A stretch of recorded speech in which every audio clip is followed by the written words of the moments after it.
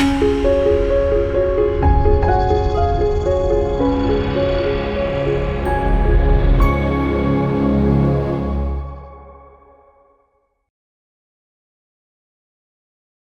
మాత్రం. నేను మీ జర్నలిస్ట్ నవత.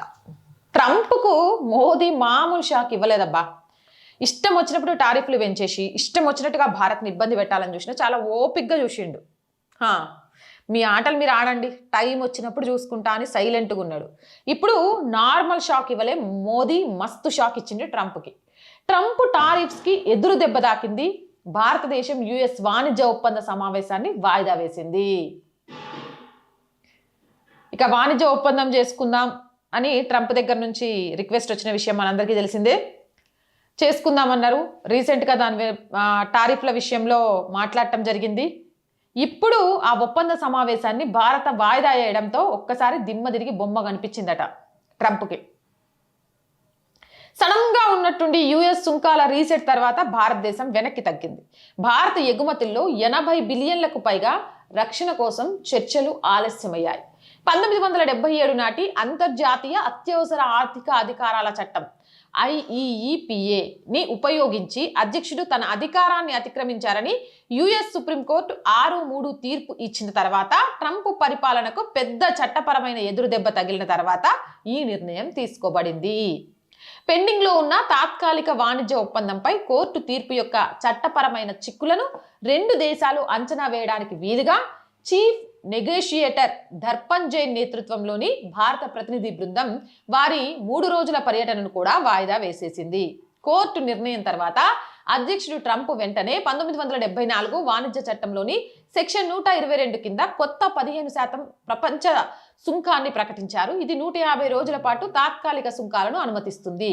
ఫిబ్రవరి ప్రారంభంలో భారతదేశం 5 సంవత్సరాలలో 500 బిలియన్ల అమెరికన్ వస్తువులను కొనుగోలు చేయడానికి మరియు రష్యన్ చమురు కొనుగోళ్లను నిలిపివేయడానికి బదులుగా భారత వస్తువులపై యుఎస్ సుంకాలను 18%కి తగ్గించడానికి ఇరుపక్షాలు సూత్రప్రాయంగా అంగీకరించాయి. జరుగుతున్న పరిణామాలను దృష్టిలో ఉంచుకొని భారతదేశం మరియు యునైటెడ్ స్టేట్స్ ఫిబ్రవరి 23, 2026న వాషింగ్టన్లో జరగాల్సిన అధిక స్టేక్స్ వాణిజ్య సమావేశాన్ని వాయిదా వేసింది. ఇది నవభారతం. ఎవ్వడికి భయపడదు. వాణిజ్యం భారతదేశం యొక్క నిబంధనలపై మాత్రమే ఉంటుంది. కాదు అతిక్రమిస్తాం, మీ పైన ఉక్కుపాదం మోపుతాం, మేము చెప్పినట్టు వినాలి అంటే తొక్కి నారదిస్తుంది. ఒక బలమైన నాయకుడు ఉన్నప్పుడు ఆ దేశం ఎక్కడా తలదించుకోకుండా గర్వంగా తలెత్తుకొని నిలబడగలుగుతుంది అని చెప్తారు చూసారా. అది మోదీ గారి విషయంలో నాకు చాలా కరెక్ట్గా అనిపిస్తుంది. మోదీ గారు దేశ ప్రధాని అయిపోయిన తర్వాత భారతదేశం సగర్వంగా కాషాయ రెపరెపలతో త్రివర్ణ పతాకాన్ని ఎగరవేస్తూ భారత్ మాతాకి జై, వందే మాతరం అని ప్రతి ఒక్కరితో కాదు భారతీయులే కాదు ప్రపంచంలోని మిగిలిన దేశాలతో కూడా చెప్పిస్తోంది. దట్ ఈజ్ ఒక ట్రూ లీడర్, ఒక ట్రూ నాయకత్వం యొక్క లక్షణం. మీరేమంటారు? మీ అభిప్రాయం ఏంటి? కామెంట్ సెక్షన్లో పెట్టండి. మోర్ వీడియోస్ కోసం ఛానల్ని వెంటనే సబ్స్క్రైబ్ చేయండి. అండ్ రోజు చెప్తుందేనండి, R group of channels, R voice, R political, R Samskruthi, 3 channels మనవేనండి. So please subscribe our channels. Content బాగుంది అనిపిస్తే లైక్ చేయండి, షేర్ చేయండి. ఆర్థికంగా ఆర్ వాయిస్కి చేయుతగా నిలవండి. ఆర్థికంగా సపోర్ట్ చేయాలి అంటే సబ్స్క్రిప్షన్ పక్కనే జాయిన్ అనే బటన్ ఉంది. 1 to 5 లెవెల్స్ ఉన్నాయి. ఏదో ఒక లెవెల్లో సపోర్ట్ చేయండి. లేదా స్క్రీన్ మీద గూగుల్ పే, ఫోన్పేతో పాటు అకౌంట్ డీటెయిల్స్ ఉన్నాయి. మీకు తోచిన సహాయాన్ని అందించవచ్చు.